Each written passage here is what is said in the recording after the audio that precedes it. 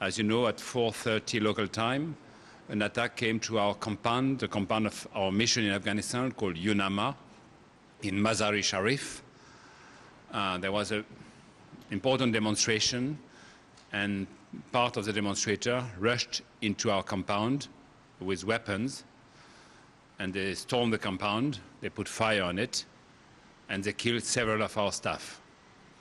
They killed 7 international staff, 3 civilian, and 4 international security guards. I understand that also from the demonstrators, some of the attackers, some of them were killed too.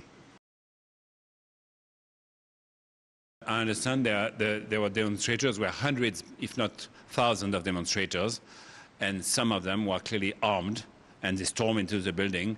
I understand the security guard, which were the Gurkha, tried their best, but the number was so high that they were not able to prevent it completely.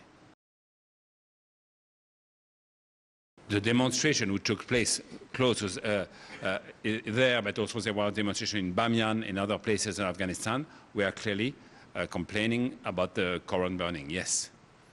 And of course in Mazar-e-Sharif, there was the international who were there, it was the UN. But again, from Mr. de Mistura, he doesn't make link, he doesn't think at all that the UN was the target. International, it happened to be the UN because the UN is on the ground. I would like to stress that we have, as you know, another tragic incident yesterday in Abidjan. Another UN personnel has been killed. It's a Swedish-Tunisian national.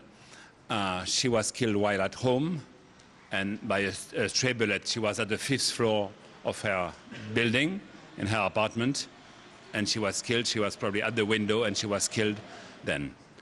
The situation on the ground is, of course, confused and fluid, but what we know is the heavy fighting around the presidential palace. Again, the presidential palace, against the residence of Mr. Gbagbo in Cocody, and again around RTI. We understand that most of regular forces have abandoned, have defected from Mr. Gbagbo, remain loyal to him, the Republican Guard, and the special operations called the SECOS. That's heavy fighting with these people.